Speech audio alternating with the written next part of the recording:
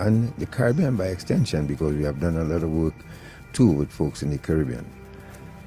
This morning, we are taking an approach of reverse psychology, let me just put it, for want of a better description.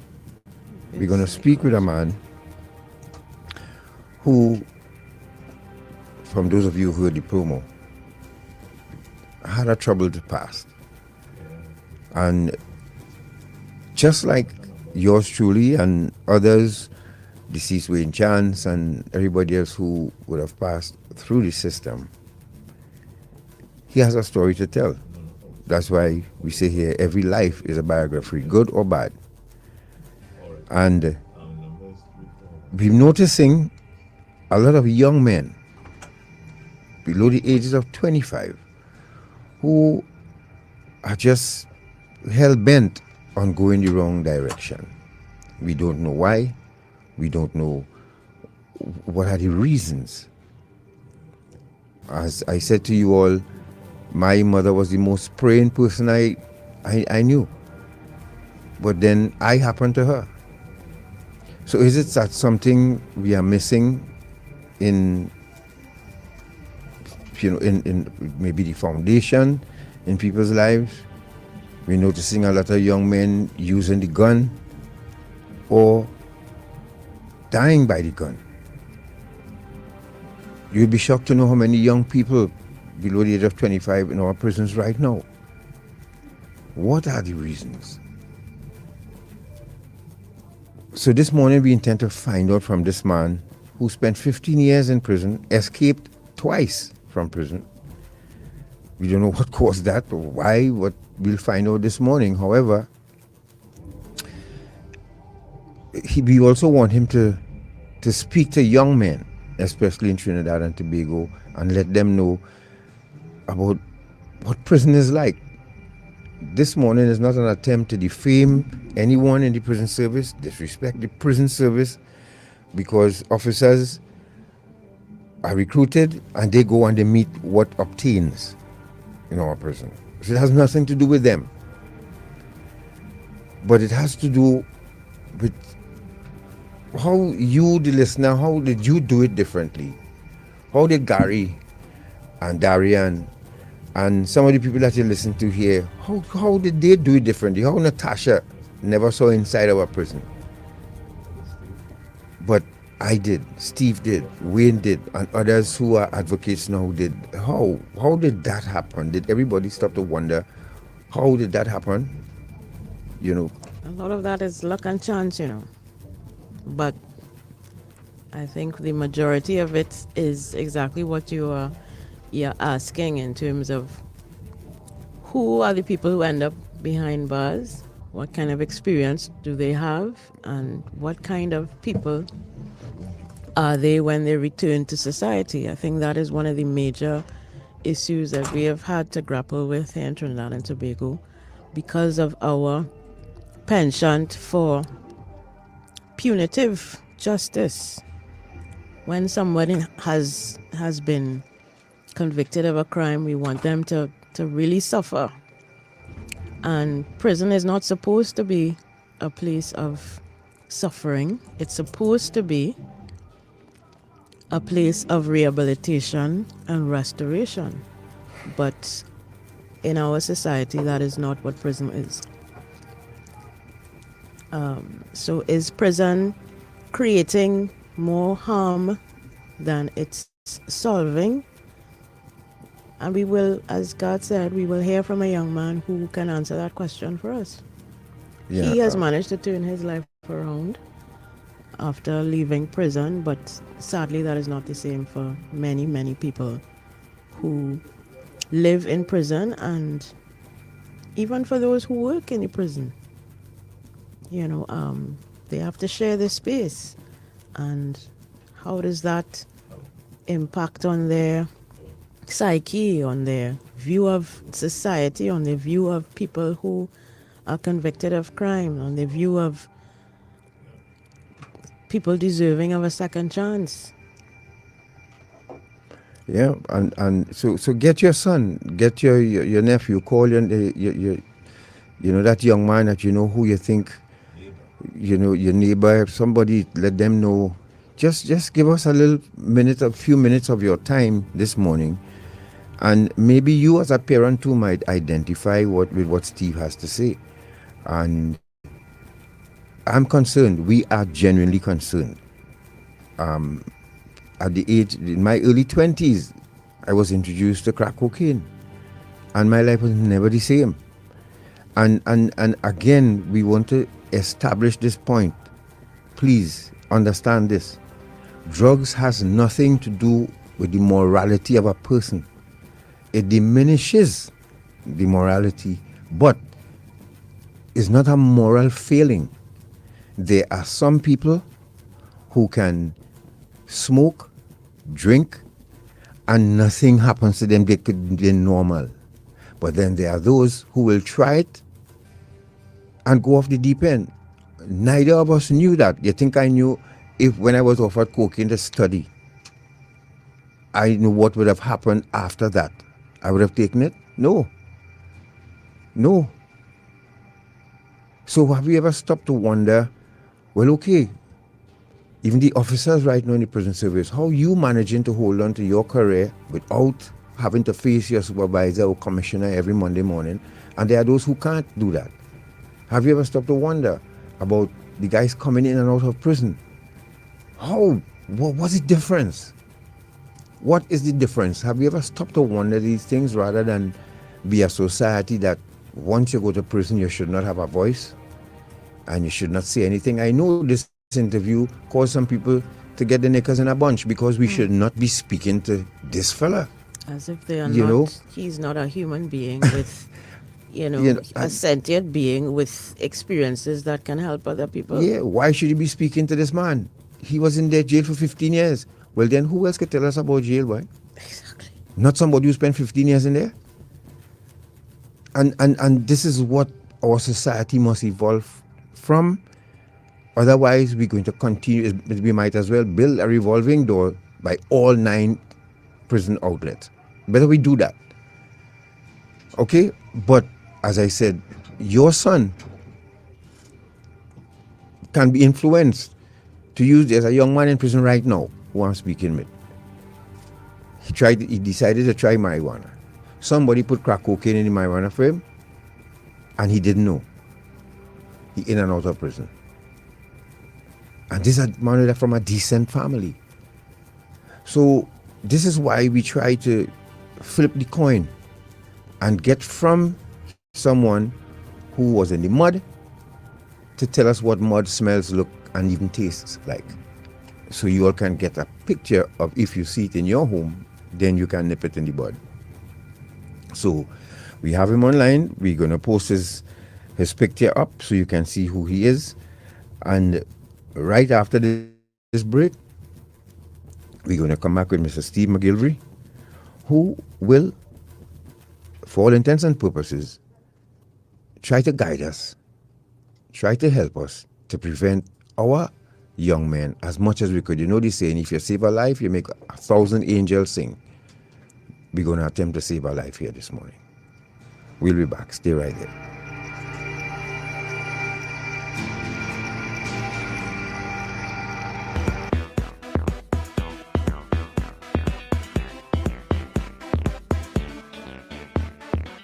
Ah boy.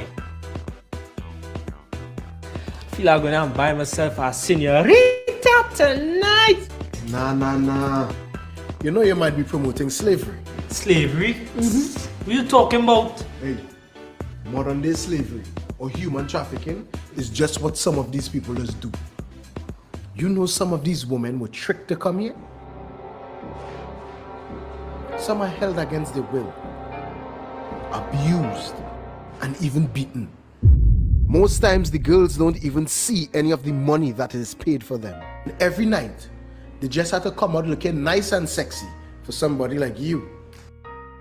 Human trafficking is a serious problem and a serious crime. Persons who solicit commercial sex services may be contributing to human trafficking. A message from the Counter-Trafficking Unit of the Ministry of National Security.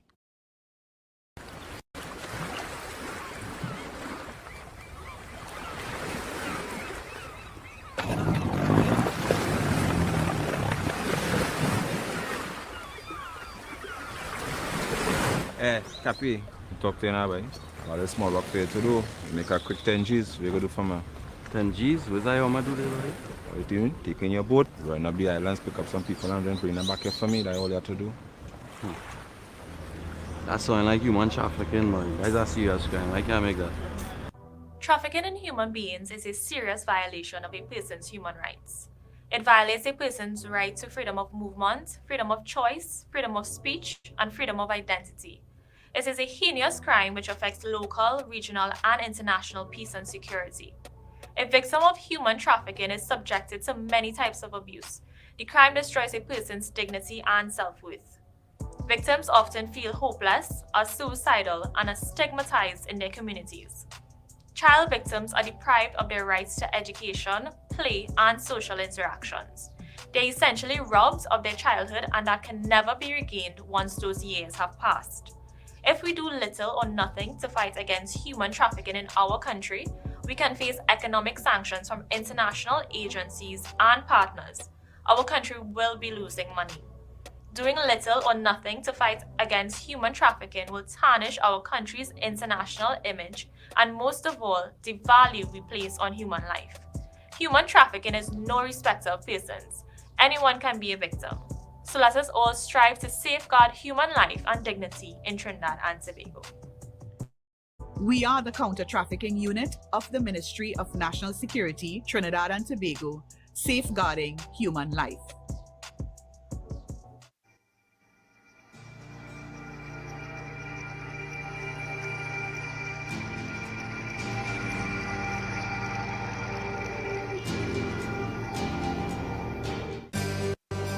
On Dependency with Garth and Natasha.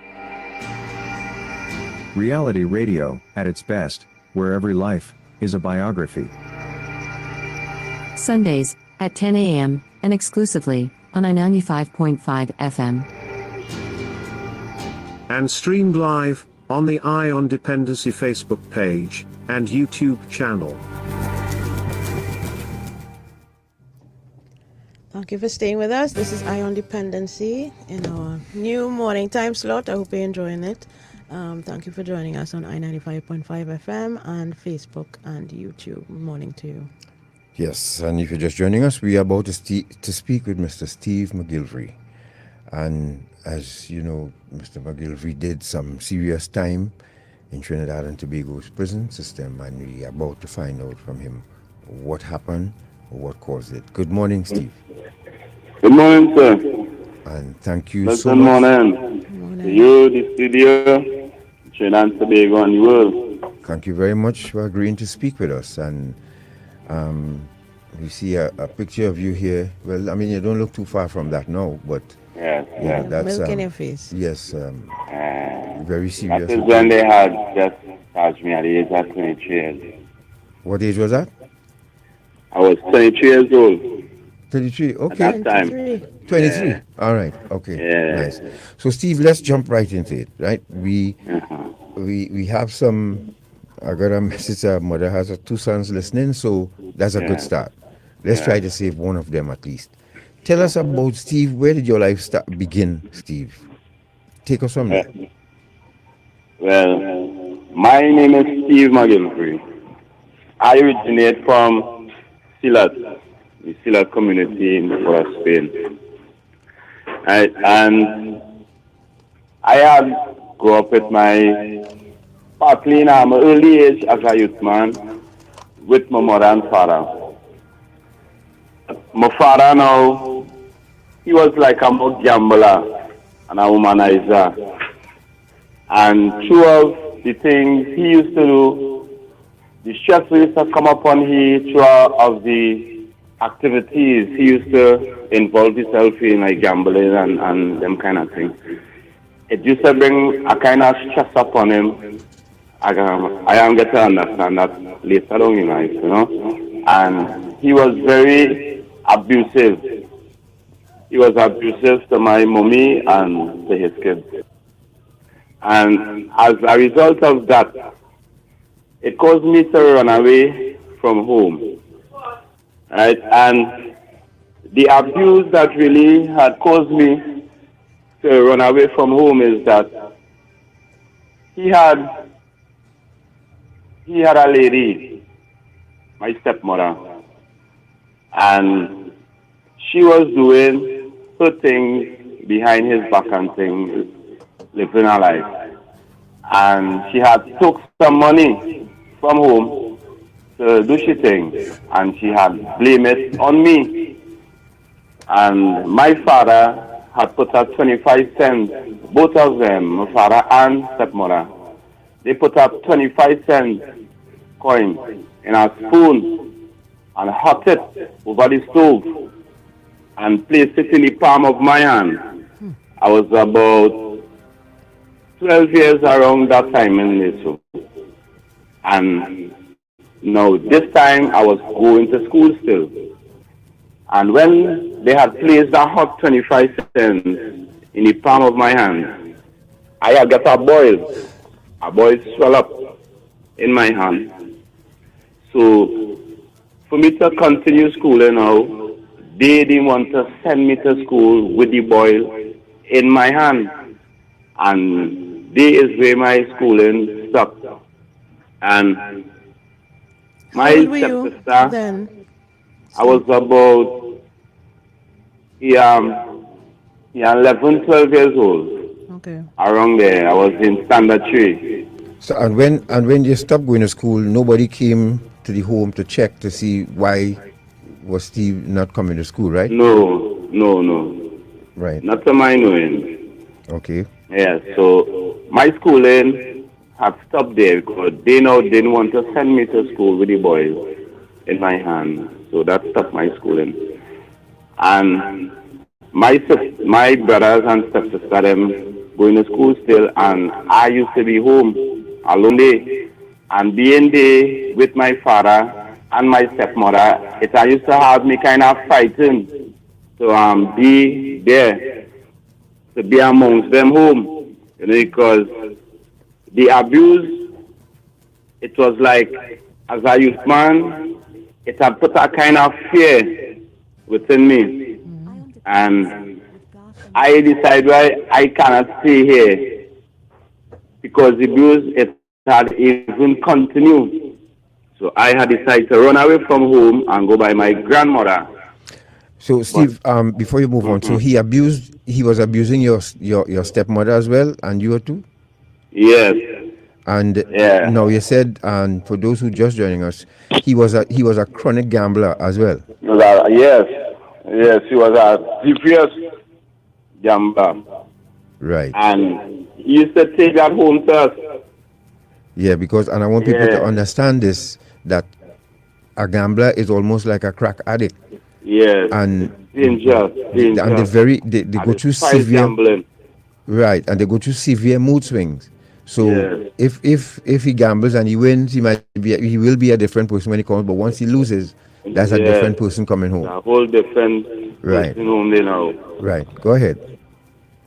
So when I had not left, but run away from home, and I ended up by my grandmother. How did you do that? Just snuck out in the night, Sneak out home. Yeah, I sneak out night. When it is I was sleeping, I sneak out home and I went to my grandmother and I telling she and I crying to she and I telling she, Gani, I don't want to go back there because the hour where I come by, she know was going to carry me back. I telling she, Gani, I don't want to go there. And that was the first time also where she happened to see the mark in my hand from the hot 25 cents. So she decided to kick me there. But she and now didn't really had much. So it had like certain times now I used to like come outside and be outside and things, because I didn't really have the guidance.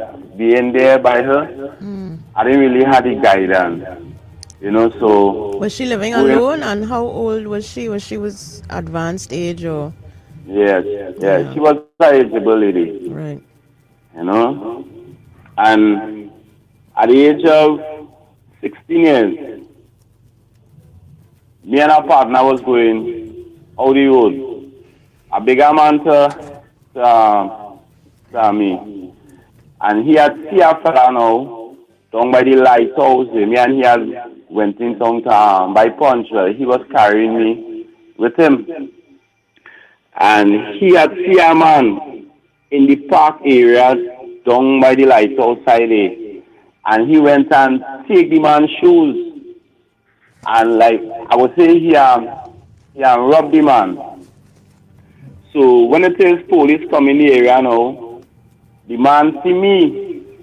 And the man tell the police, I was there with him. But I never participate in robbing the man. But I was there. I was a little fella that time in there. So the police and them now end up taking me and charging me now.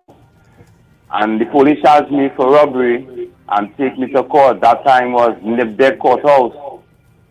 And the president of the industrial court today, Ms. Deborah Thomas Felix, she was the magistrate in the 4B court in Nibdeg. And Deborah Thomas Felix told me that she is not going to send me to YTC. She is going to send me to Big Man Jail. And she sent me to Frederick Street Prison at the age of 16 years. Why? What was the reason she gave for that? I don't know why she made that decision, but that was the decision that changed my whole life. That changed my whole life completely. And you didn't have any representation from any family, any adult family member in court? My mother was there. My mother was in the court there. And she had know my right age and everything, because when it is the police had come home to search the home, they get my ID card. So they had my correct age. And when it is now, they send me to the prison. Back in that time, and I didn't really have cell and phone in the Just prison. hold on, Steve. Your ID card or your birth certificate? You had ID card at 16? Yes. Get my ID card in 1998. I was about 15 years when I get it. Going on 16. Yes. When I get my ID card. From that time, the ID card office was the Salvatore building. Okay. Yeah. All right, proceed. Right. So, while in the prison, they placed me in a cell with big men. These men was Muslims. These was Magera boys and them back at that time. This is Magera. Right. And Scott, Sheldon Scott, a.k.a. Croc. He was one of the men that was in the cell where they placed me. So them end up now trying the case, like explain to them the charge and what the magistrate said and what the police and them was saying. So inside the cell now, these are men was done experienced men already. These is bigger men to me. So they try the case now and tell me, well, what to tell the magistrate when I go back to court. And they now had given me some notes to drop off, because, as I said before, that time in the prison never had cellular phones and things as how it is now. So that time you used to write out notes and you send notes. So they had given me notes to drop off, and me really feel no one kind of way to go. And the area where I had went to drop off the notes was on Nelson Street and on Duncan Street. So when I went to drop off the notes, these men and them see me as a soldier, they say like, boy, you make a soldier move for a thing. And it's they know where I start to have and get access, like the marijuana and firearms and these things. Right. Well, to put a stick up in right there, Steve. Folks, if you're just joining us, you're listening to Dependency, and we're speaking with Steve Mcgillvery, who spent 15 years in prison, and he's given his story, his journey of where his life of illegal activity started from. Now, what you said there, Steve, is a very, very, very powerful statement. What you just described there, because is it that in your mind this is the way a lot of youngsters are recruited from inside prison? Yes, and that is how it is today. The situation at the prison when it comes to allocation is a scary thing, because any little youth man could end up getting tied up even innocently for something they never do. Just as so I have get up at the age of 16 years and they put me in the prison. Right? No. And they are putting young men amongst hardcore criminals. Men who in the prison system for years and long. Men who charged for murder and serious crimes. And these is men now that having the little say within the prison. So as a youth man now come in the prison and on a bailable offense or a jokey offense, like a petty offense, these experienced men now that invigorate these youths, and they know with the youths and them know that end up coming back out. But Steve, before you go on, did you receive any kind of protection, advice, guidance from the prison officials? Because I'm thinking, I mean, in no form. I don't know. No, well, that's But not I their mean, job, really. You know, that's not the prison. In no job. form. No, well, the prison have a mandate to hold and treat. Yeah. That is their motto, to hold and treat. Right? And when it is they are holding you, and how it is they are housing you, it is not how it should be. You should never, ever, ever have a first-time offender as a youth man coming in the prison and being placed amongst hardcore criminals, men who don't charge for kidnapping, attempted murder, shooting, serious crimes. So this is how it is now that a youth man will be easily influenced.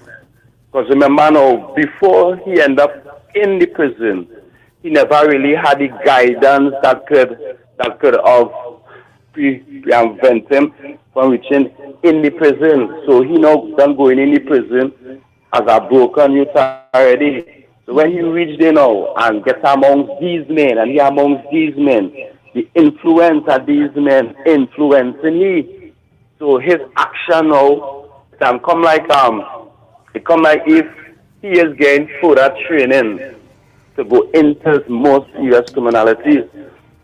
You know, so the allocation of inmates in the prison, especially juvenile inmates and first-time offenders, is something that the prison system needs to get straight. They need to deal with that. Understood. And we don't want to belabor it, but we will because again, the officers can only go by what is available to them and what, as I say, the system that obtains. But I understand what you're saying. I also understand that it's easy for someone to get recruited, especially going to prison with nobody coming to visit you, and you don't have any, but you need to live like everybody else inside there, and it's easy for you to get recruited. So that's how your recruitment started, and you went to the block, you delivered the notes, and you became one of the boys because you kept your word, right? And that is a very important thing when you are given assignment from inside prison and you come out here and you keep your word. That's a very important thing. Yes. So the men and them now see me as a soldier. Right. They say, yeah, boy, you is a good one. And from after what I had done been through from home, I kind of like accept these men as friends to me. So they used to look out for me in ways, and then things, it escalates from one thing to another and to our next. Yeah. Till now, I come and get charged for murder. I get charged for murder with men that I don't even know. 8 men they charge me with as a gang as being part of a gang. They charged myself and 10 other men for murder using a false witness. The state used this man, Nigel Rodriguez, as a state witness because he had carried the police for a body where he had buried down in Claxton Bay. And he knows that his statement to the police is that Philip Boudram give a man from Sawa 700,000 worth of drugs to go to England, and when it is the man come back, the man playing games to give him the money. And Philip say to pick up the man's mother in order for the man to come in with the money. And that never happened. Right? So the former DPP, Mr. Jeffrey Henderson, right? He said to charge everybody for murder. Right? And that was in January 2006. The 9th of January 2006. We were charged for murder. Me and 10 other men. And while in the prison now, I was attacked by inmates. Up to this day, I don't know the reason, the cause for what, but I was stabbed in my right hand. The stab I went through my arm, and it stick the side of my chest. So the officers and them thought, well, my lungs had puncture. So they rushed me to the hospital. And while at the hospital, with the handcuff on, the officer that had taken me to the hospital, Mr. Andrews, was giving me a talk because the riot, had recently had a riot. And he was kind of aggravating me up. So I ended up jumping through a window with the handcuff on my hand. And when I jumped through the window, I landed perfectly. And I raised up and ran. And went under the hospital, the foundation of the hospital. And this escape, the former commissioner of prison, Mr. Roger, he come to the media and he tell the media that that was a planned escape and that I had conspired with a man for this man to stab me for me to reach to the hospital, and I had a driver was waiting there for me. That never happened. Right? So the escape was never a planned escape. The Carrera escape was a planned escape. The escape from Mount to House, that was a party moment escape, and I happened to get through it and spend over a year. Right? So you escaped, you hid under the hospital, and when did you after you when the smoke cleared and the search stopped, then you came out and you... Well, the Friday morning, I stayed below the foundation of the hospital because the foundation of the hospital make up its slabs. So I went up on a slab and the place get dark, and Friday morning I come out. Well, below there now all of this time while I below the foundation of the hospital, I have on the handcuffs still. So I end up seeing a piece of steel coming out from a concrete slab and get to fit the handcuff, one side of the handcuff between the rocket and break off one side. End up taking off my boxers now, and I take the elastic and put it around my neck, make a sling, and I take the cloth from the boxers and rub the handcuff in hand and make it like if it's a break and a half, and walk out the hospital. Well, I end up seeing a man now, I end up talking with him, and this man end up dropping me straight home. And after that now, I saying, boy, I don't want to stay here. I don't want to stay in the country. So I end up linking with a man who had links down on the CARICOM wharf. So I tell any man that I have my partners on them, in Vinci, and it is better you look for a boat to drop me Vinci, which is St. Vincent.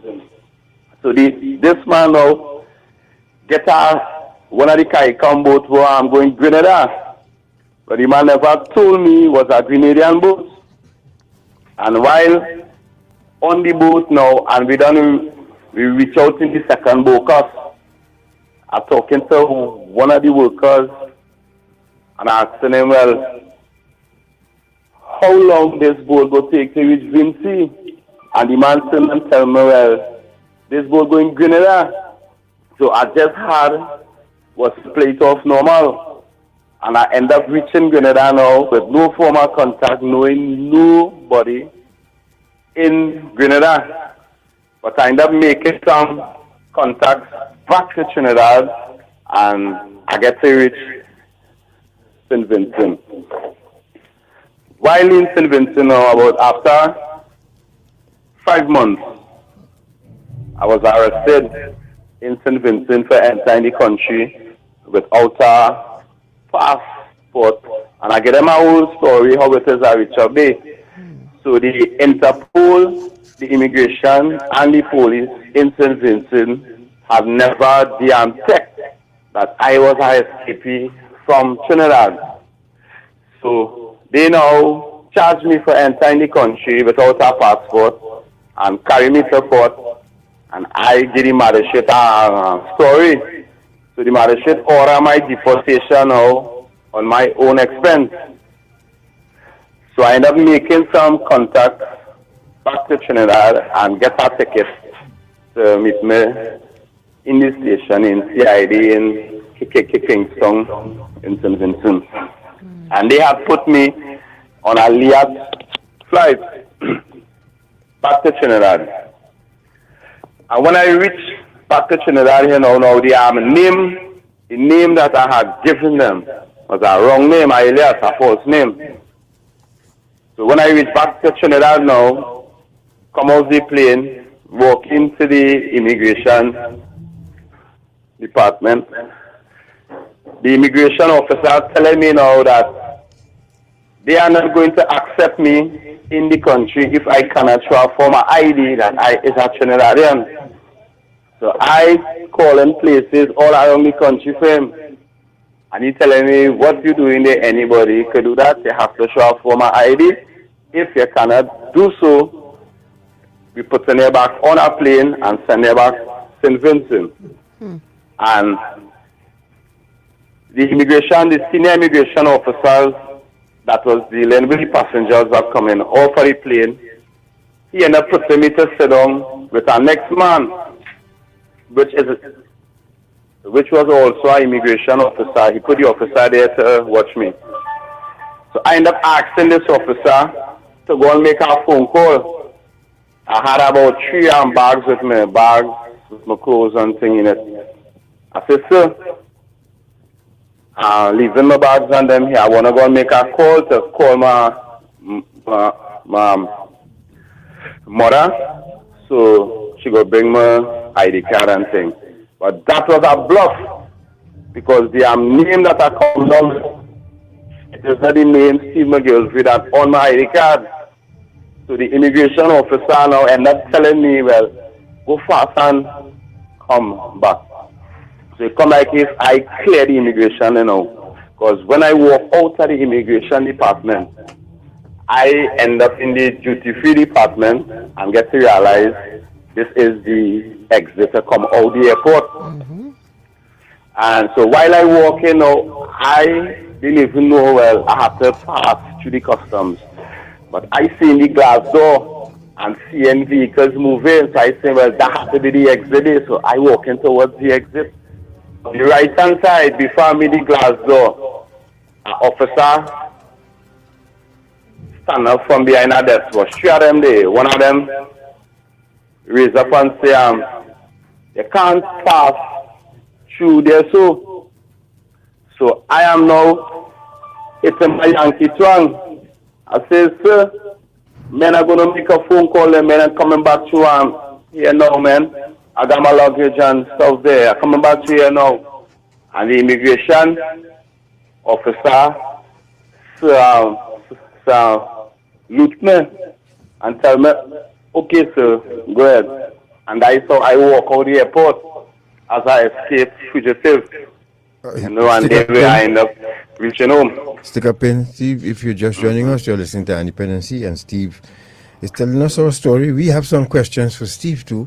So we will ask you to stay with us as we take this break. Steve, stick up in right there. You just made another, you just evaded again. Capture.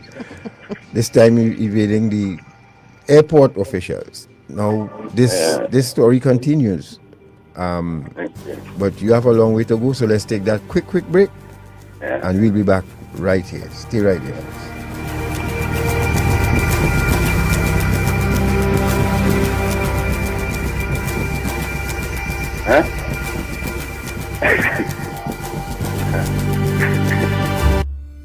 Slavery, a terrible time in our history.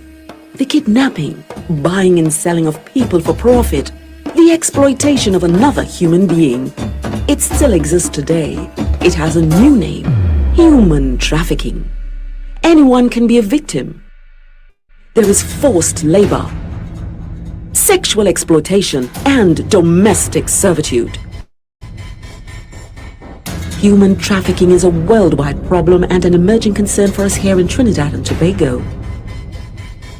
If you know of or suspect human trafficking activity, call the Counter-Trafficking Hotline at 800-4CTU or 800-4288. Human trafficking is a crime. Identify it, report it, stop it. A message from the Counter-Trafficking Unit of the Ministry of National Security. The sex trafficking is a serious thing in a way. Sex trafficking? I thought it's only human trafficking it have. But what do you mean? No serious thing, boy. Where you get that from? I know about human trafficking, not about sex trafficking. So how can you spot and identify perpetrators and children who are victims of trafficking? Many victims who are children do not look like under 18 years old. Child victims often move escorted around alone or in small groups. They also live in shared and even packed rooms and have very little clothing and belongings.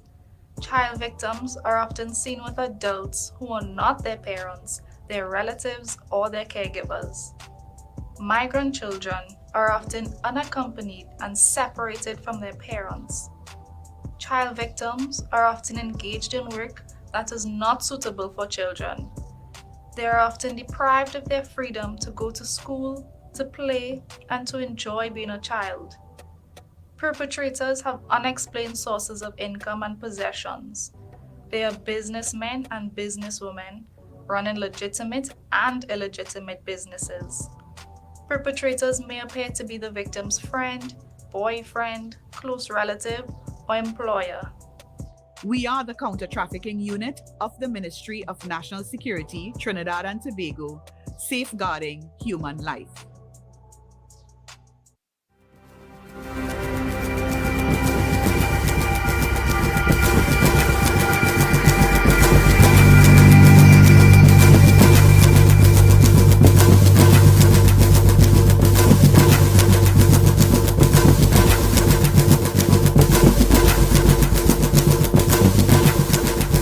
Hi folks, thank you for staying with us. And you're listening to Dependency right here on 95.5 FM, live on the Dependency Facebook page and YouTube channel. We are speaking with Mr. Steve Mcgillvery, who just gave us a brief look into his upbringing and his journey through the penal institution and his first escape from prison through the hospital and ending up in St. Vincent, got deported and evading immigration.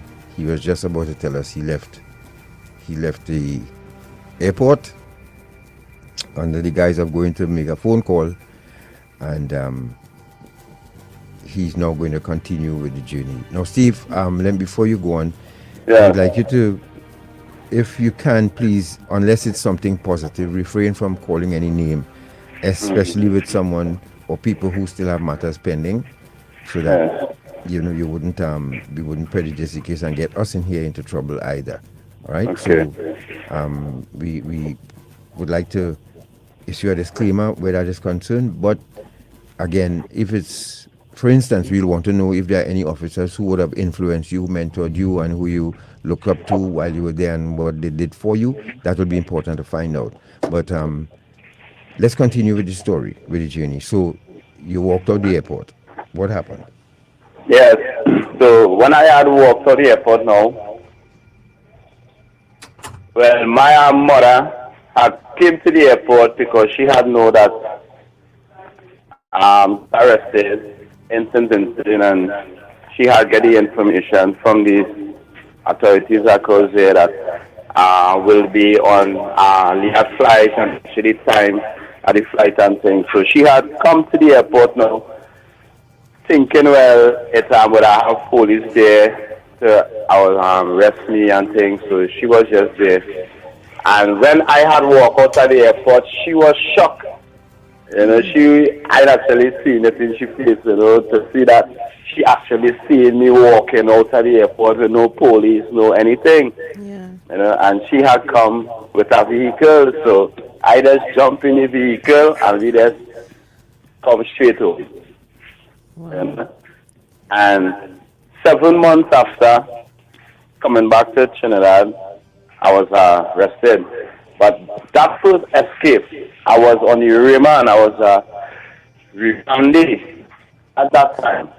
And I will say, it is as it is, that my escaping the prison authorities, the custody of the prison, that was like a form of re-embedded against the murder charge they had charged before. A murder, I never know how it happened, when it happened, where it happened. Only from the police, I'm saying. I only know the death, how it is the death happened of this person from the medical report, the autopsy report. And also, after again, we arrested, take me back to Boland Grove and in Guantanamo Bay. That is a building in Aruca on the Romania, the compound of the Romania. In this building is was dealing with mass men with guns. That are coming, the opening the cell with gun, the bullying it to gun me, the bullying it to feed it, and a kind of environment the way. It was stressful, it was hard to go through, and I always thank God for giving me the strength to come out of that. Because nobody shouldn't be going through them things in a prison. But they must do themselves there. So me and other men who was within the building there. So the matter come up and the final guilty on the lesser count of manslaughter. Right, well, they had charged me first for the escape. And I was sentenced to 9 months for the escape. I do the 9 months while I'm still being charged for murder. And then now the murder trial starts. My trial attorney was Mr. Hayden Sinclair Douglas. Steve, stick a pin right there for 1 second. Just remember your last word. There's a very healthy discussion going on right now on our Facebook page. And Annette, I thank you very much for looking out for us, but as well, you know, we also speak with victims as well too.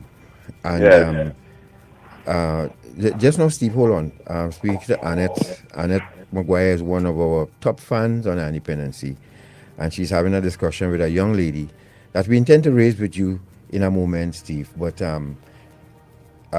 I appreciate what you're doing, Annette, but remember also we deal with victims too as well. And she has a story to tell. And as you say, we offered to speak with her afterwards.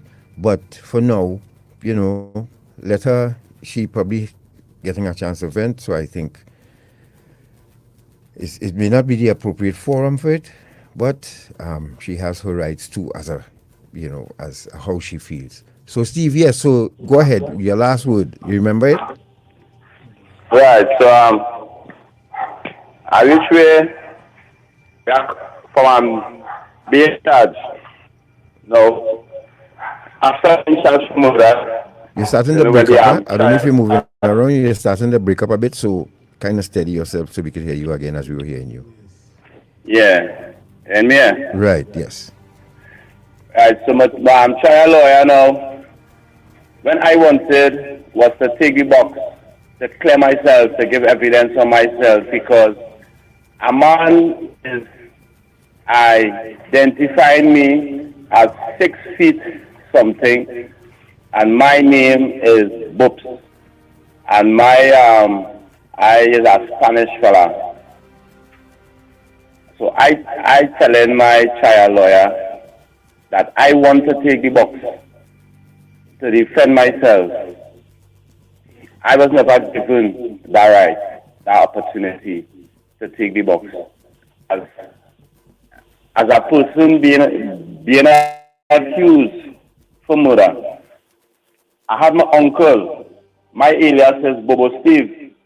I get that Bobo from an uncle of mine. Right, so his alias was Bobo. So I, as his nephew, his young nephew, they started calling me Bobo Steve. So my uncle wanted was to also come and give evidence in court on my behalf, say, where my name is Bobo Steve, and not with this man he is identifying me by.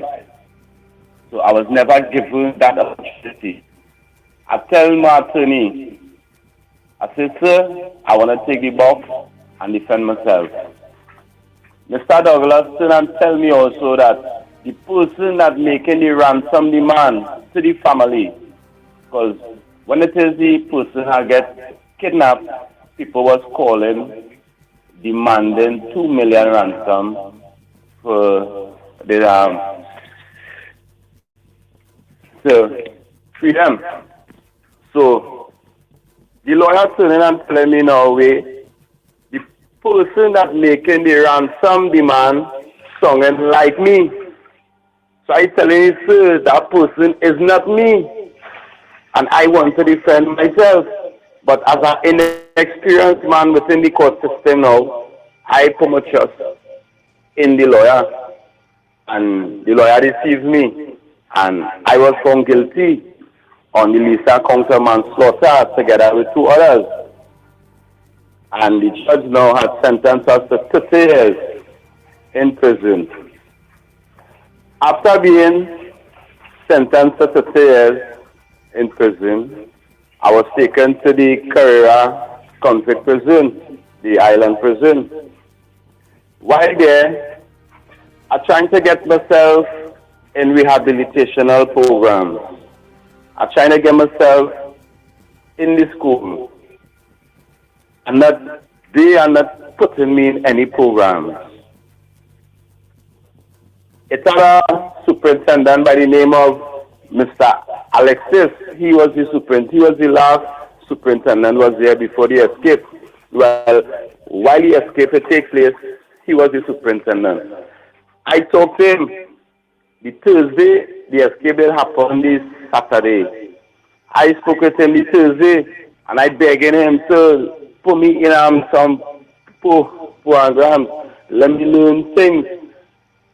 And he didn't tell me. He have asked me if I know what is dancing with the stars. So I am thinking, well, it is the show. I know the show with the couples and them just dance. So I am still and tell him yes. So he tell me now to get a partner on the island and I'm dance and make jail. After that kind of like interfere with my functions there. Cause I get to realize, boy, the system just holding me years of my life going. They been teaching me nothing positive. So I think I'm getting the opportunity to escape the island, and I escape the island. Now, what you have just said is very important, and I think people need to understand what the purpose of prison is. I missed that part, right? I was outside. He was talking about the fact that when he was sent to Carrera Island prison, he was in search of things to do to occupy his mind, occupy his time to be productive and constructive. And he was met with a very,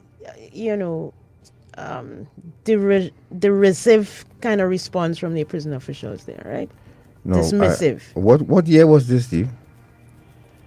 This was in, I went down Carrera the 18th of August, 2011. I went down Carrera there. And the escape happened the 31st of August, 2015. You have to forgive me, right? I stepped out of the studio for a minute. No, but the point I wanted to stick in there was the fact that he was making efforts to rehabilitate himself by getting involved in various activities. Right. And he was denied that. Was the day was Vision and Mission visiting, because I know I visited Carrera several times as part of the Vision and Mission team. I mean, I could say the classrooms could be better, be constructed and all. But I know there was an attempt under several commissioners to have restorative programs running in the prison. I was part of that. So I was wondering, the commissioner of prison at the time, you said, was who? Who was the commissioner of prison at the time? The commissioner of prison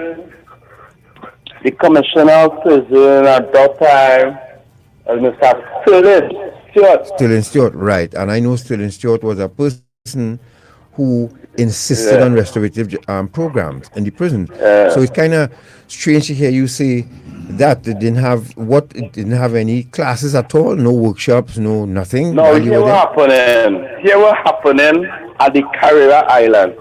Ria Rambali had even make a documentary on Carrera Island, and that is a misrepresentation of the truth, because Carrera Island have a tailor shop, Carrera Island have the art shop, it have a woodwork shop, but the people, the inmates that is in these shops is about 5 to 6 men, one set of men only. It is not like they don't have it as a program. You understand? They don't have like one person coming to the prison, they want to learn a trade. You can go to the officer who in charge, you sign up, the process, however, and you end up learning like the art shop, the painting, or like the woodworking, and them things. There's one set of prisoners for years in these shops. There's no program running in these shops, right? So it is like a personal thing happening. So there is no space for a prisoner to go there and say, well, sir, I would like to learn the woodwork. I would like to learn the drawing. I would like to learn the tailoring. It is not open like that. It's one set of inmates controlling these shops. Okay. Well, But I think perhaps it's because of the fact that most people who go to Carrera for long sentences, and they're probably not gearing their programming towards people being released from there and making a life outside of prison. Not only that, remember, programs in prisons are not mandatory either. So there are some, the programs may be there, but then what Steve is saying, I think the minister, and I hope he's listening, that he can raise this, and we're going to have prison officials on the program next Sunday as well. So just bear that in mind. See, they will be recording what you're saying, and they could verify what, or or deny or confirm what you're saying. There is, because I am thinking that, I mean, we have witnessed this in prisons abroad, Garth, that when you enter prison, they come up with a plan for you, right, as to how you're going to spend your time, what activities you're going to be involved in, and how you are going to change your life so that when you are released, you are a different person. Right, but in Trinidad and Tobago, That doesn't happen. our programs are not mandatory, and that is something maybe we should look at and change. That these programs, whether you like it or not, you are not going to lie down and scratch whole day. Yeah. You have need to have get a yourself plan. involved in something so that we make you a progressive person when you leave. Well, that has to be and part focus. of the stay, the sentence then of the individual. That Right. they, after this period of time, you are going to, in conjunction and in consultation, of course, with the prisoner, him or herself, as to what you're going to do while you're here. If you're just joining us, you're listening to Dependency, and we are speaking with Steve Mcgillvery, who is giving us his take on how he fared in our prison system that caused him to escape. So you're on Career Island and you decide to escape. You said it was planned. Yes, because they are just have me in a cell in Kairat, locking it down, and the sun out there different. The cells and them dilapidated. The cell ceilings, they actually steel for the concrete and them falling off from the floor below, falling down inside the cell, slab of concrete that's falling in the cell. The cell where they had placed me in. The wall, you touch the wall, is dust falling off the wall. The cells and them, it's inhumane to house a human being in these cells. When it is, you're going to tub, like throw out your tub. You're not throwing your tub in a sewer hole or anything. You're throwing your tub in a canal. And is the whole person coming and dumping it right there. Right. The hammer locked down right through. I can't get to breathe, nothing. They just have locked up. It's Mr. Morgan, who was the former superintendent. I think he also had reached out to acting commissioner, Mr. Morgan. He will actually start to let me get my little freedom and thing, to come outside and to play my little sports and thing. Because the island of Caira, it had that. It has sports. You see, when it comes to sports, it has the activities, the recreational activities. Yes, I can confirm that. Yes. It's have about TV outside, it's about DVD. No, but as you said, I describe Carrera as an anvil. From the time we touched down there, it's 1,000 steps to get to the yard. To the top. Right? Yeah. To climb to the top. But once you get up there, there's a different, as he said, the sun different down there. Now, it is an ideal location for this state, and I hope the state really pay attention. You could turn Carrera into an industrial prison, Yes. Because it has the space, it has the ambience, and you have the people there serving long sentences. I think we are not taking. I could agree with that. From what I witnessed, I don't think that the location that Carrera is being taken advantage of to really turn it into something industrious that can benefit Trinidad and Tobago. And and I'm really hoping change people's lives. that happens. I'm really hoping that it happens, because Natasha and I have been to prisons out there where you see workshops, you see people who own in the motor industry, like Kawasaki had a shop in Wandsworth prison where guys were learning to repair motorbikes and so on, and then Kawasaki would hire them once they're good when they leave. Then you have Toyota, you have other people taking advantage of these cities. So but Steve, we famously run out of time on this program, so let's get quickly to know how did you hatch this plan to escape from Carrera? No, I have become an orderly through my behavior, my conduct in the prison, I had become an orderly. Even though I went down there as an ASKP, because I had a classification against me as being an ASKP from the previous escape, from the first escape. Yes, understandable. Right, so I had worked up my way. It took me four years to actually get the space that I had need to escape the island. And I left the island and I reached home safe. Just no, hold on. What you swam? What I missed that part. What you did? Sorry. Yeah, well, it was evening time. The prison was locking down. Right. I have been a checking orderly now. Had a little opportunity to be outside after the population they locked down. Right. Right. So I had organized with some men. Somewhat. Sorry, you broke up there. Somewhat. I had reached out to men, and they decide by if it is a really get the space, they will pick them up. So these are fishermen or people who own boats or something like that, right? Yeah. Okay. Down in Canada outside it. Right, so when I get the opportunity, I jump the wall, on a ship, and me and another man. Now this man who had escaped with me was on that kind of lockdown too, which is Leroy Mohammed. He is deceased now. The police had killed him as a fugitive. He's deceased now, right? Yeah. Okay. Yeah, deceased. Were you down there at the same time with fires? No. Okay. No, I was in there with fires. Fires I had on left already. Because I remember fires had escaped. If I'm not mistaken, he swam from Carrera to Chagrama, not so? I ain't too sure. Yeah, I understand. Yes. Okay. That's on another note. Yes. Go ahead. Sorry. All right.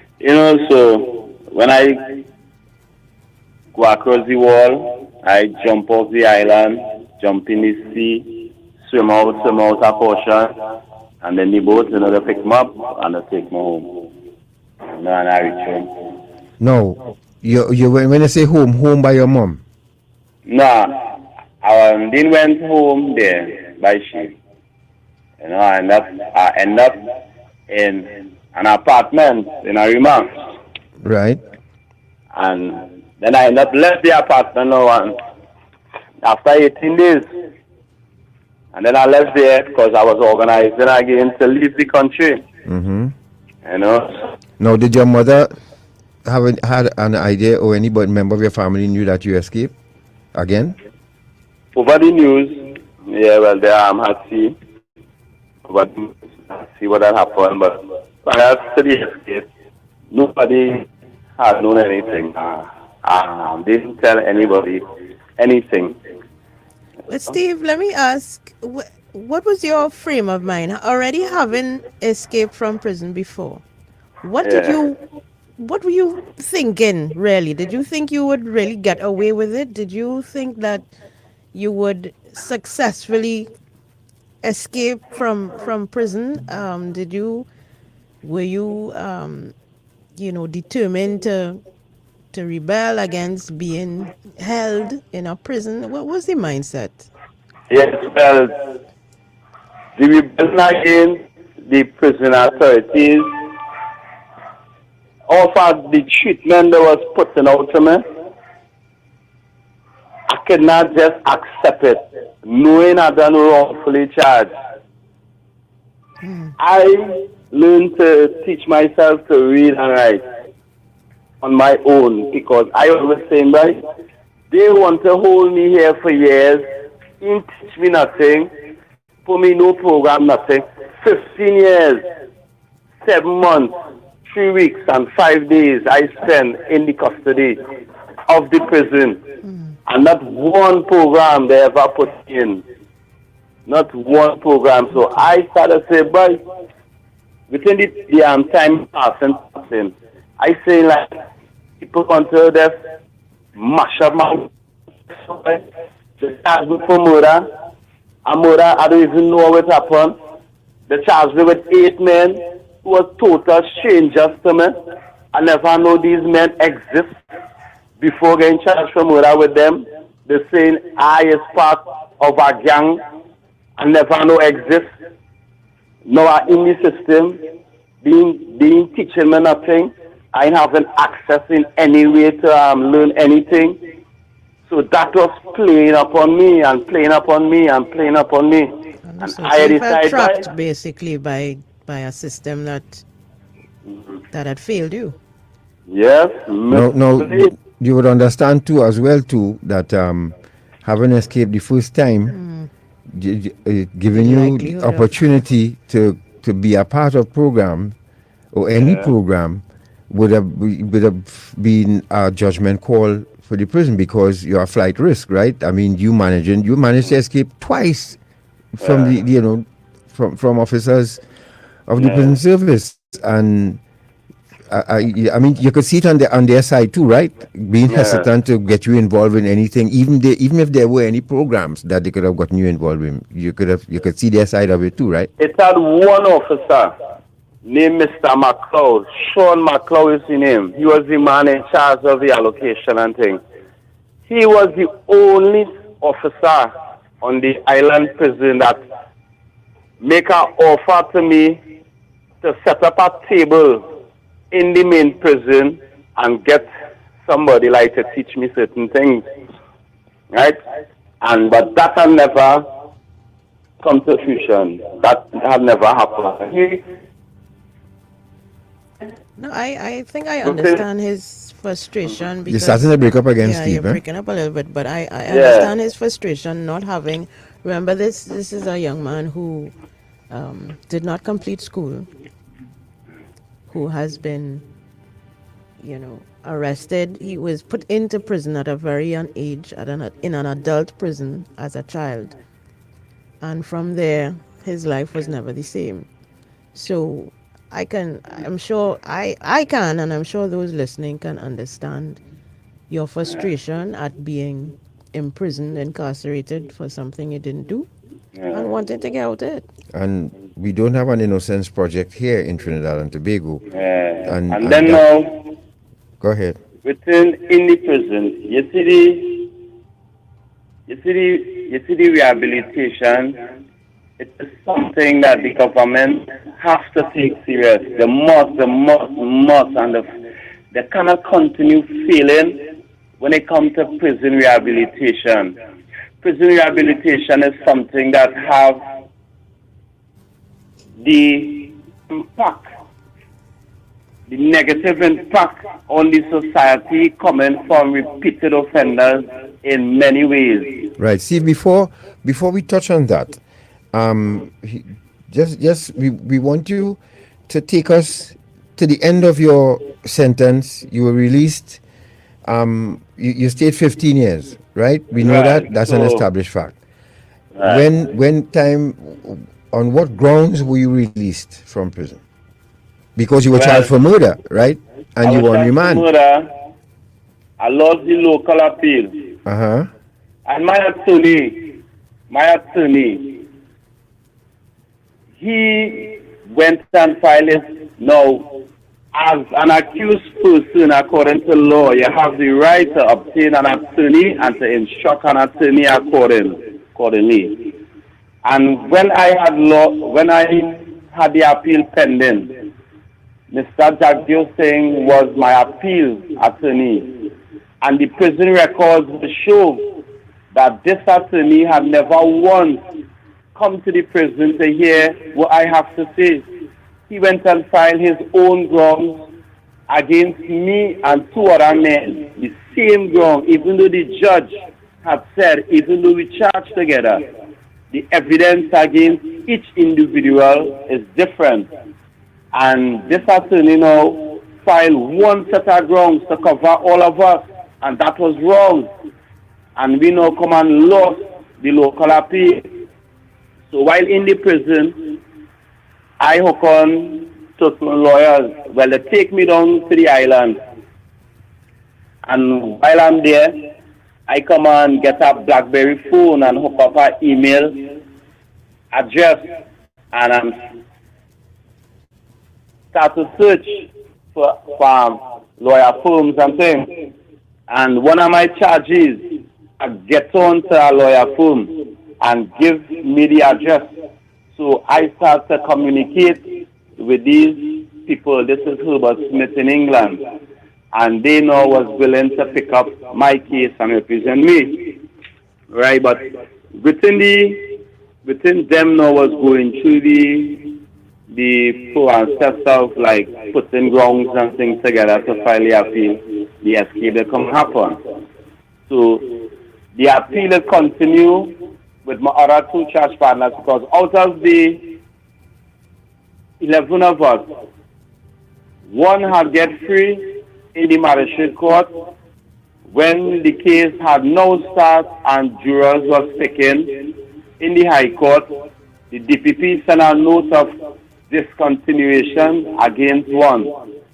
So that is 2 going late, and that's a 9. 9 of us went on trial. 3 was found guilty on manslaughter. 1 was found not guilty, and the other 5 was given a retrial. Right? Right. So I went up in the prison. I hook up the email accounts and these things, and I hook on with the lawyer firm, and they was willing to represent me.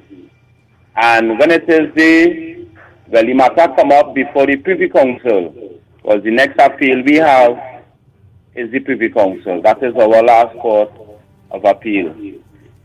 Right? And they file the grounds, and the law lord accept one ground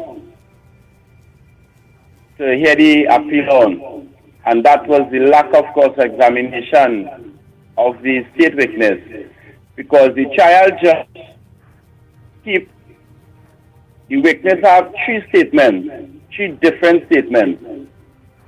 So what it is, my lawyers was trying to get into the statement, the trial judge was keep blocking it. Because the witness stated, when he see me on the 15th, November the 15th, 2005 in Silat, and he have a statement, because this witness was charged for murder first, and then he carried the police for our body and tried to cut a deal with the state, which the state commander ended up giving him that deal. He was charged for the murder of Nigel Allen, the mechanic in Sanford and Low. Right? So the statement in his case now, on that same day where he say he see me in Silat, he have a statement stating he was being held against his will in Shogunas, near to Medford gas station. And when my lawyer was trying now to get into the statement, the trial judge keep turning us down. Right? So the law lords and them find, well, that was wrong. The judge error there, that was wrong. And when they had, the law lords now had asked the DPP back here if it is the one to put me on a retrial. And the DPP conceded and never offered to put me back on a retrial, because there is nothing, there is no evidence against me for murder. There is no evidence against me of participating in a kidnapping, in a crime. So you were free. So you were And free. I was free. All right. Now, Steve, part of the exercise here today, too, as well, is for you to speak with young men who are listening to us right now. Yeah. A number of them have tuned in. As I said, somebody even saying that they're hoping that you will get to that. And after you did a video while you were in prison. I'm not going to show it because you understand it's a subject of inquiry still with you, and I don't know where that is. But you did a video. You did a video speaking to young men in Trinidad and Tobago about the life of crime that they seem fascinated with. Yeah. What prompted you to do that video? Well, that day I was inside the cell, and Diet was feeding outside on the Raymond yard.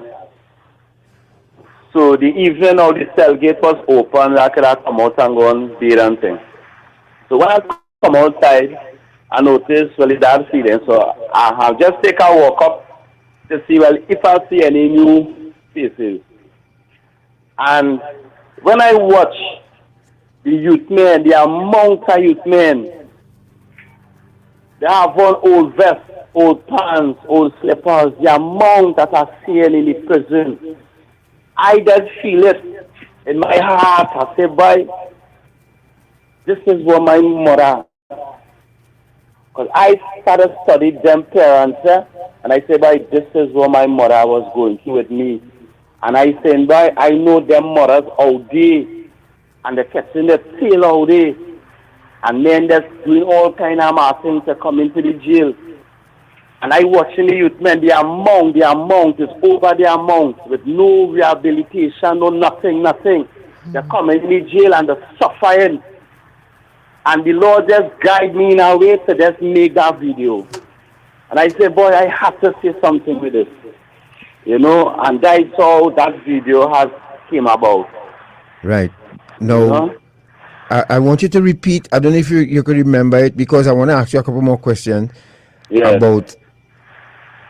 But let's deal with the young men first. You think you could remember some of the things you said in that video? Yeah. Go ahead. Speak. You have young men listening to you right now. I want you to speak to them. I want these youth men and them to know. Right now, we in our timing today, we are a lot of illegal things. It is one of the most easiest things to get yourself involved in today. They say when it is, many they're born to learn. Many can listen and learn. And many can learn from other mistakes, other person's mistakes. Right? And many of the youths and them today, the positive mentorship, the guidance, they don't have it. They just only get to realize how serious it is. And this is when it later, this is when 15, 16 years of your life done gone. Then you just get to realize, just as myself, because as a youth man, I had never know about the system. I had really never know about how it is the life could get wasted away in prison, and the life just gone. All the youth in here gone. I was charged for murder at the age of 23 years and get released when I was 39 years old. Right? So it's after you done go through all that, you waste your whole life done gone and going and gone and going. Then you just realize, boy, what you do, but you can't get back that time, and many opportunities you lost. You know? The peer pressure that many youth face today is something that people not understanding. Peer pressure is a different kind of pressure. When you have fear within you and you're under peer pressure, you just do things. So you have to know who you're circulating yourself with, who you're friending with. You know, so being mindful of these things, don't feel you go always get away, and you go always get away. Sometimes coming along the way, the police is going to win too. The police does win sometimes. They go lose some, they go win some. Everybody does lose and win. Right. Now, what about now you said your father was a gambler. What about parents now? Parents who indulge in drugs in front of their children. And adults in general. And adults, yes. What you say to them? No, that is another serious thing too. Because then again, no, it come back down to the circle, the individuals. Right now, I don't know. There are delinquents. There are delinquent ones. There are those that trying. There are many, many, many parents that want the best for the children. But just being in a ghetto community, being classified as a hotspot by the government, by the authorities that be in the country, many parents get discriminated against because of the address, even if they are law-abiding citizens. But just because of the community being classified a hotspot community, the society has put a stigma against law-abiding citizens even in these communities. So there are many single parents, there are many mothers. Mothers don't want their children to go on to crime. Mothers don't want their children to end up in the prison system. But there are many mothers that cannot provide.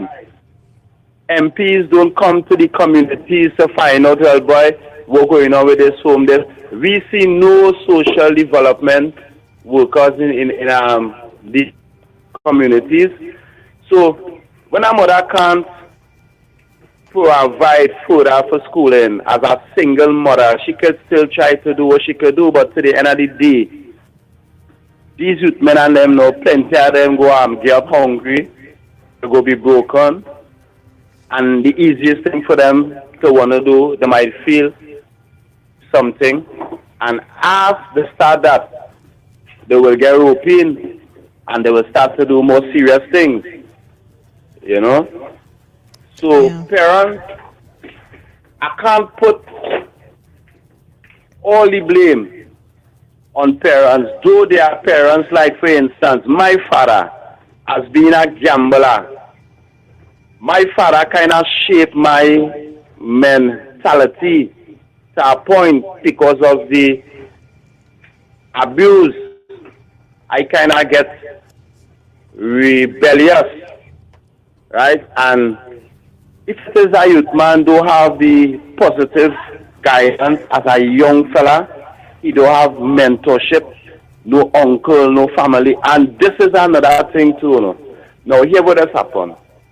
Plenty youth men, they will be going astray, they will have the uncles around, they will have the bigger ones around, and they're not telling them otherwise. So the youth men and them, they're just like free to do what they want to do, and most of the time it's like family disputed thing that our uncle might say, by he ain't telling he anything, even though our uncle might know he going down a wrong path, and just leave it to burn just so. You understand? All right, folks, if you're just joining us, you're listening to Dependency, and we are speaking with Mr. Steve Mcgillvery, who spent 15 years in prison for a murder. Well, obviously now he had no part in, because he was released without charge after spending 15 years.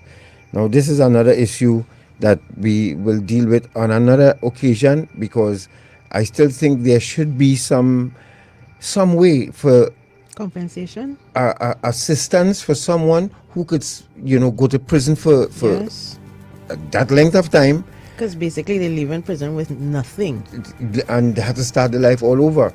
And how do you expect a person like this to reintegrate? I don't know if your listener would agree with me, but it's not that they didn't find no evidence against him. They found that he was not involved, and he was just released after 15 years.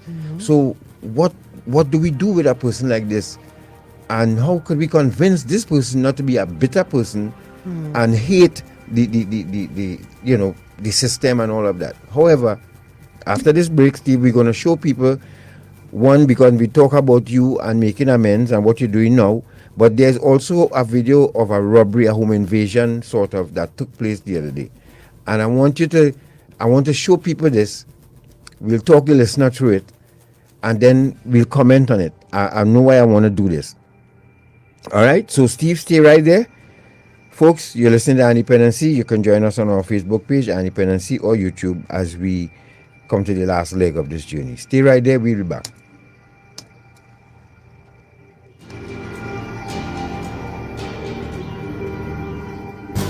Go, sona. I come in. And don't give me no attitude there. You have Shiana manners, boy. I wish I had your touch, boy. You have to groom them. First, you have to target them. Scope them out. See if they have low self-esteem, family problems, you know? Then you move in and gain the trust. I like your glasses. After that, you feel a need. Some of them like nice things like fancy phones, hairdos, clothes, food. It have ones who only looking for somebody to care and listen to the problems. You feel me? What's important though, you have to isolate them from the people. Let them believe it's all about you Forget and them. I care about you. Then you get through. Nice, nice. Look one right there. Try thing now.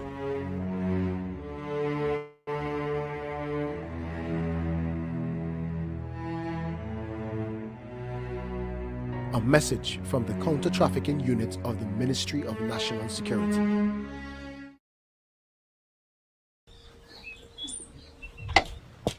Hi, babe.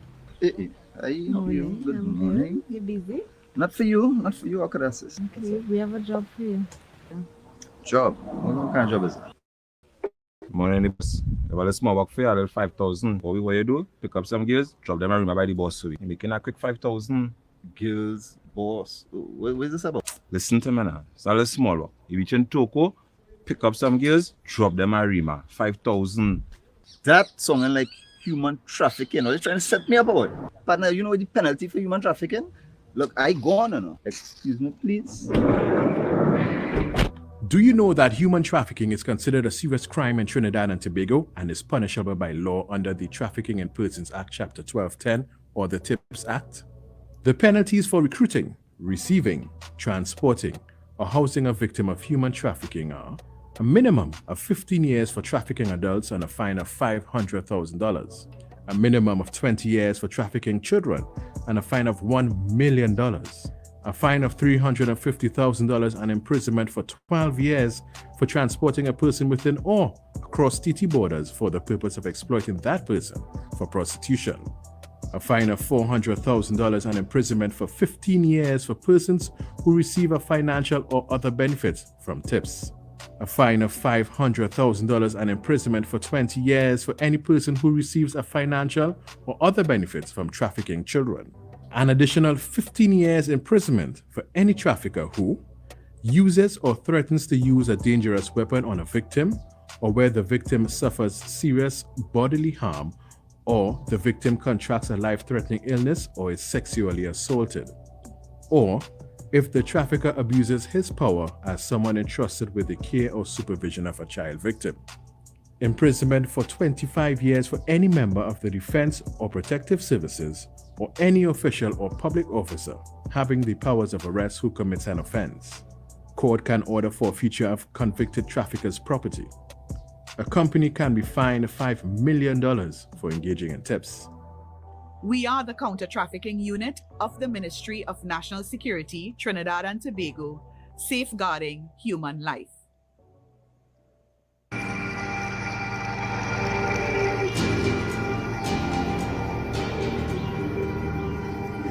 All right, folks, thank you very much for staying with us. And those of you who joined us on YouTube and Facebook, we thank you very much for your time and your interesting discussion, especially the discussion we're having on Facebook. Now, Steve, you're there, right? Yes, sir, there. Right. Now, one of my tasks when I was released from prison, I had enough time to think in prison all the people I would have hurt. And part of my program, 12-step program, says to me that I must make amends to people who I would have hurt, whether physically or emotionally, when, during my time as a drug user and all of that. Now, what about you? Have you made any amends to anyone at all, like girlfriend, ex-girlfriend, family members? What have you, for things you would have done to them during that time? Have you? No, well, I have my past also. Right? My testimony, and I beg for forgiveness for all who I may have done wrong. I end up on the street, living a life. The envelope of certain frame of mind, a survival frame of mind. There are those that I know I did wrong to, and I beg them forgiveness. Did you attempt to reach out to them to seek that forgiveness? At least try. There are those that I actually never get the opportunity to, but given the opportunity, that is a priority for me. Right. Because I was like misled from young and do things where I'm not happy with today. Now I is a big man now today. As an inexperienced youth man, just always feel that you're right and you're right. Everything you do, and living a street life, you just have a kind of bully mentality. Nobody can tell you otherwise. Right. So you might end up doing some injustice, feeling as though you're right. But experience bring understanding, it bring reasoning, you gain knowledge. And a man has to know, why you went wrong, you went wrong. And if it is you really want to be on that path, the right path, you have to accept this wrong. I accept my wrong, whoever I may have violated in any way, I want to ask their forgiveness. If it is they choose to forgive me, I appreciate it. If it is they choose to think however they might be, they also have a right to think so and feel so. And I'm sorry about that. Right, no, Ms. But Richards. Steve, sorry, before you go on, I just wanted to ask if you've ever tried any form of therapy when you came out of prison, counseling or therapy to deal with all of the Never. issues that you experienced in your childhood and all of that? Never. When I was released, the prison rules and regulations state we like when an inmate gets released, it's an officer like I think it's psychologist or it's have a clause within the prison rules where when an inmate released, they're supposed to have this kind of thing where you speak of it. And they released me from MSP straight back into the free world after all I had been through. They abused me, they beat me in jail, they locked me down, all these things. I go through plenty mental pain, physical pain, psychological pain, and they just released me back into society just so, with no direction, no help, not even a jersey, a slippers, a pants, a direction to go to a welfare officer to get some form of assistance. And after all this what I go through, after 15 years, the state just released me back into society. I still have to be strong and hold strong. I know, well, boy, there is a God and the Lord know my heart. I know where I want for my life. I know the journey I want to go down. To me, I hear you, and there are faults on both sides, I must say. And even though we're trying to make amends to people, some may not be impressed by what you're trying to do. At least you could try, because you're supposed to be a better person. You're supposed to come out here with hate in your heart and try to take revenge on what you experienced, but you didn't do that. Not to do them thing. I would show the people something just now. But I want you to it's a pity that you can't see this, but short man, go to B. And Steve, when you have time, I want you to go back to our Facebook page. There's a young lady there that I would like you to reach out to. Yes. I don't know if she would accept, because that's Sparkle Richards? Yes. Yeah, Sparkle Richards was a young lady who I used to deal with back in 2004, 5, something there. And this is a young girl that presently she is in America. Right, and we used to deal, we used to go down. Them time in, I was a youth man, I wasn't,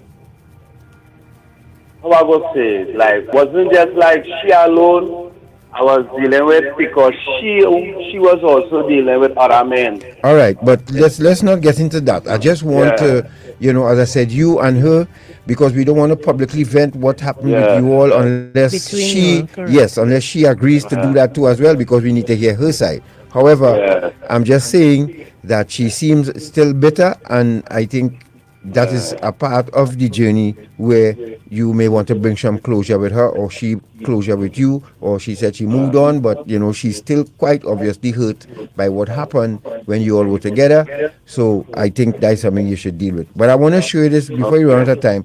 I want to show people this video, and I want you to tell me how society should really deal with people like this, because yes, we hear, we speak on behalf of perpetrators, but when you look at something like this, tell me how you feel. So here it is. Let me describe it to the listener.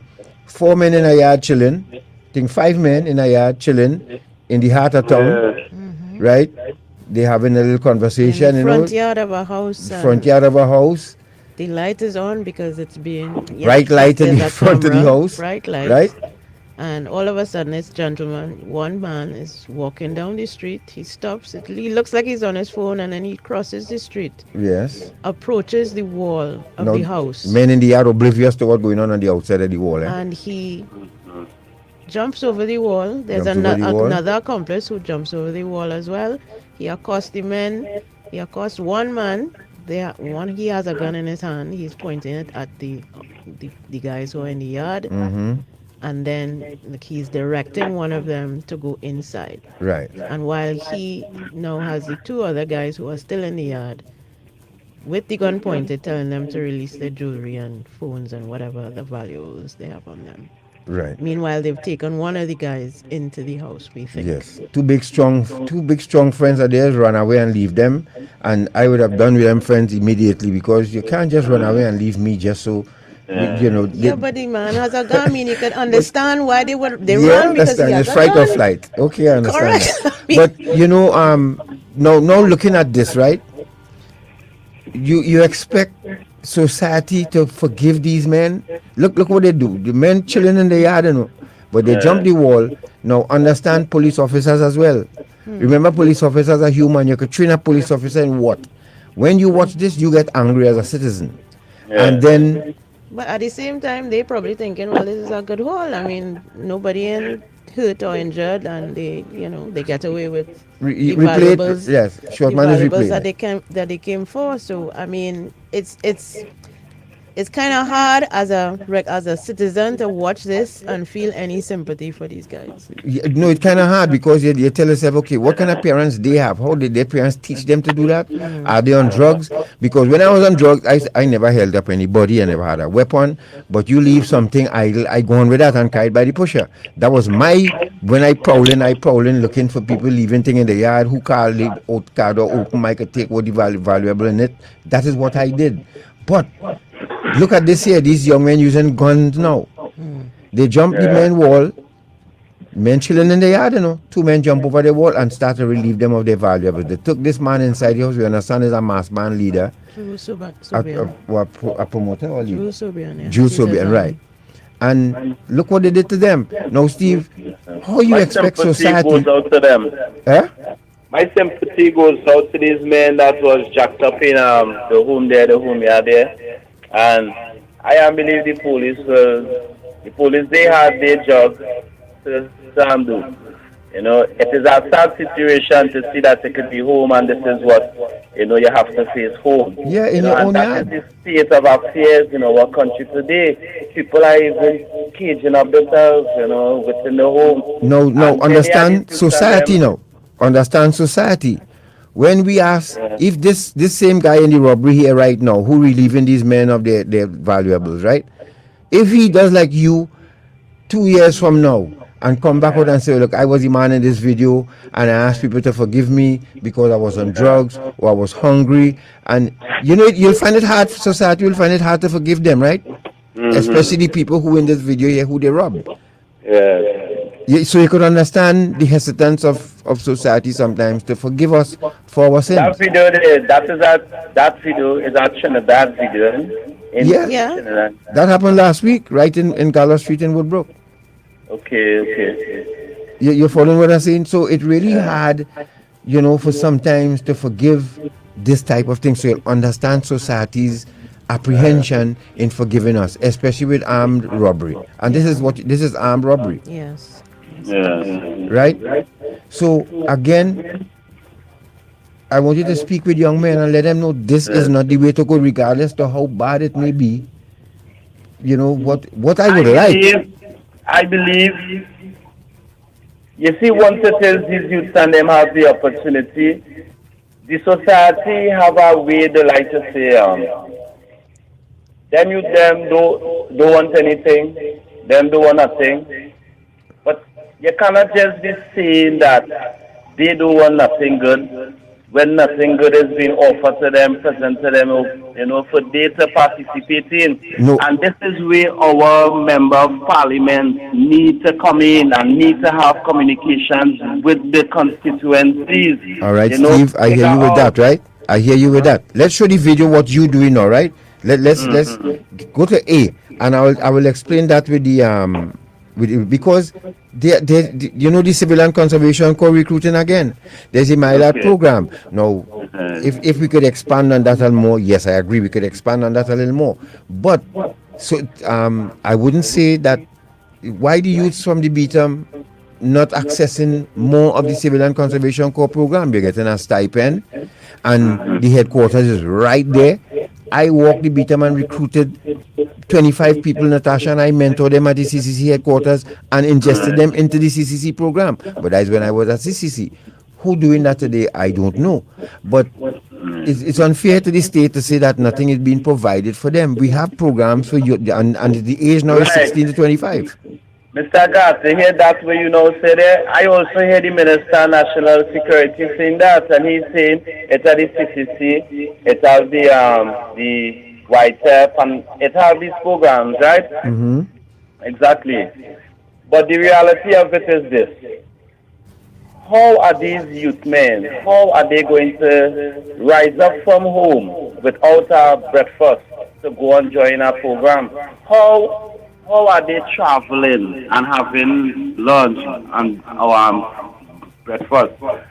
How are they coming back home when it is they do have the support system in place, even from the Ministry of Social and Community Development and its place now? You got to remember, many of these young men come from broken homes, dysfunctional homes, right? Many have single parents.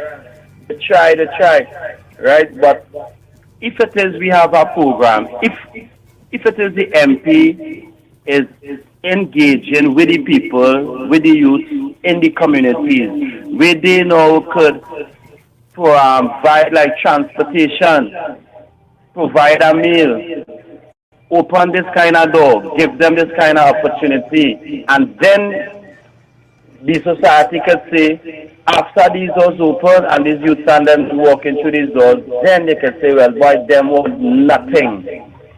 But all right, let's show you a video. Sorry to interrupt you. Let's show you a video because we're running out of time, and I don't want to run out of time before we show people what you're doing now.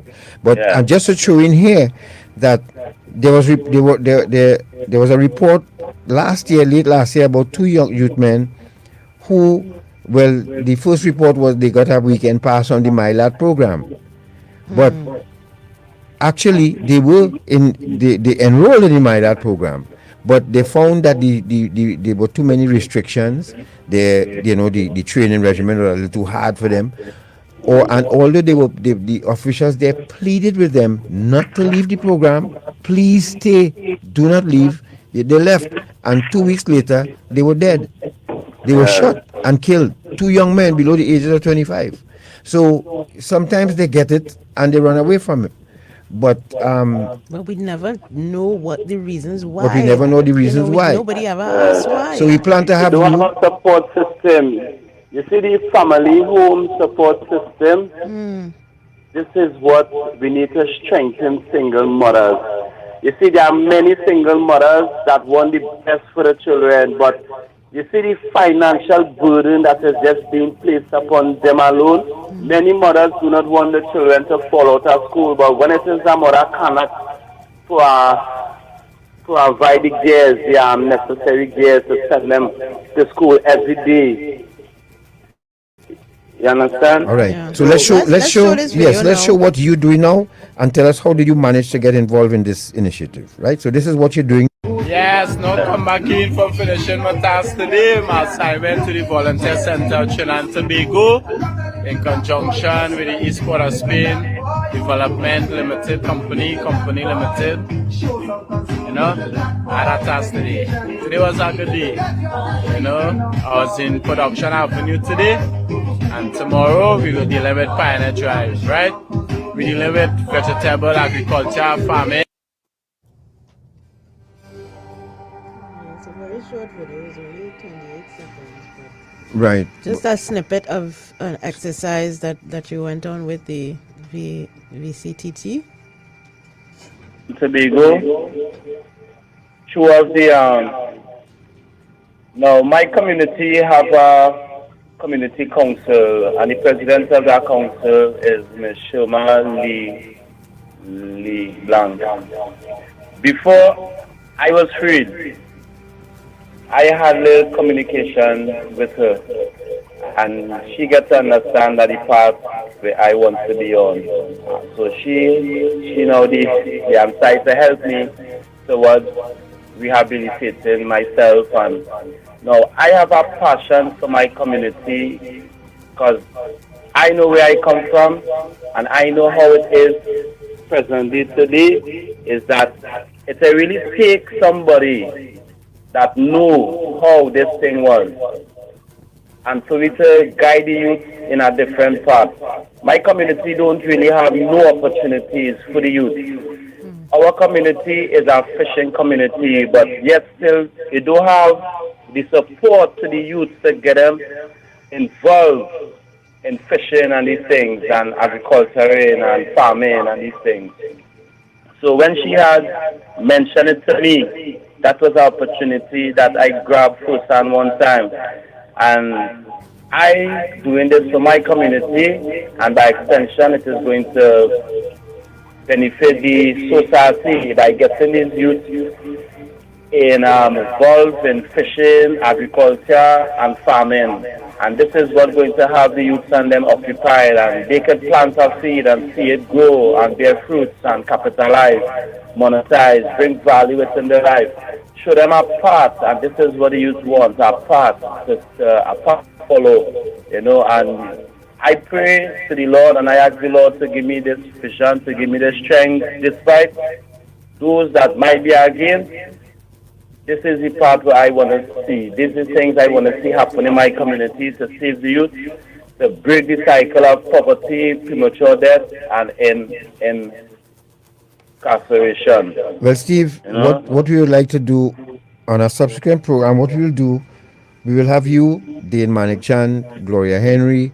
As I said to the minister, by the way, I cleared this program with the Minister of National Security. I actually told him what we were going to do, and he gave it his blessings, and I'm happy for that, because the minister too willing to hear of things that he can do, especially with our prison system, to change it. I hope whatever was said here this morning would have resonated, but we plan to have you and Gloria Henry and all the others, because I tend to believe that people who spend 10 or more years in our prison system can really actually assist us in changing our prison system and the way we do business. Yes. Right? So I have some thing that I would like to read out. I don't know if it is we have time or how long is it? It could give me about 5. No, we just have about 5 minutes to wrap up. So maybe you could save that for part 2 of the program. What about that? Okay then. Where you could take your time, and but I want you to visit our Facebook page, see if you can answer any questions that were asked there, and also privately get in touch with Ms. Richards and see how you all can make amends, or you can make amends with her, and we would love that to happen. I hope she finds space in her heart to forgive me, you know, because there has been so many years that have passed, and I didn't really do she no kind of evil to say that she can't forgive me, you know. But you know when it is, when a woman wants to have you and she can't have you, you know how these things feel, the emotions and feelings. Okay. You know? All right. Thank you very much. And I want to remind, we just remind Trinidad and Tobago that the problems we experiencing in prison, they start somewhere, right? So the work we need to do doesn't start in the prison. It starts in each and every home in Trinidad and Tobago. right? No, what is, you see the prison, Father, before we wrap up, let's answer this short here. Yep.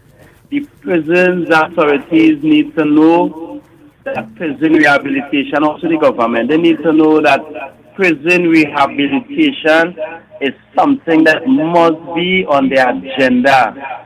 And the allocation management of inmates is something that they must take very, very, very seriously. Yes. Apart from what I had experienced as a youth man, entering the prison and getting connected to men that don't live in a certain lifestyle, when I was just there, before I was free, 4 months now, going on 5 months now, I am free. And I saw it again happening, and I see it, and I live that, and I still see where these prison authorities bringing little youth man. For even example, when I had made a video, they take me and carry me up in the Building 13. They put me on a whole wing by myself. Right then now, they start to bring in men who get charged for breaking the SOE. That time in the SOE, it was in place something there. They start to bring over a lot of men. That was because the building there, everybody who they classify as gang members, gang leaders, they allocate them in that building. Steve, unfortunately, we have to, because we have 12 o'clock news coming up, and we can't be late for that. Yes, But as I said, that is part 2 of the program that we'll do with you and the others. I need to speak about that Wayne Jackson building with you too, right? All right, my friend. I will come up. Thank you very much, Steve, Thanks for very spending your much, time with us here this morning. We really appreciate it. Tobago, all the youth, all the be smart, listen to all the parents. I know that the easiest thing to do, once you're not listening to your parents, the easiest thing to do is to get in trouble. And when it is to get in trouble, the hardest thing to do is to come out of it. Come out of it. Yes. Well said. Yeah. Well said. Right? Okay. Thank you very much, Steve. And we'll keep in touch, right? Thank you again, Trinidad and Tobago, for tuning in to Iron Dependency. Yes, and before you go, Natasha, anybody know the whereabouts of Arnold Ramlogan? That's Arnold Ramlogan, who was formerly on death row, and he got his community. We'd like to speak with you, Arnold. So anybody out there at all, please get in touch. Ask Arnold Ramlogan to get in touch with us at Dependency at 756-6337. All right. Thank you, folks. Have a very, very good day and a very productive week. And thank you very much. Thank you very much for joining us this morning. Major News is up next at 12 with Mr. Daly now. Good afternoon.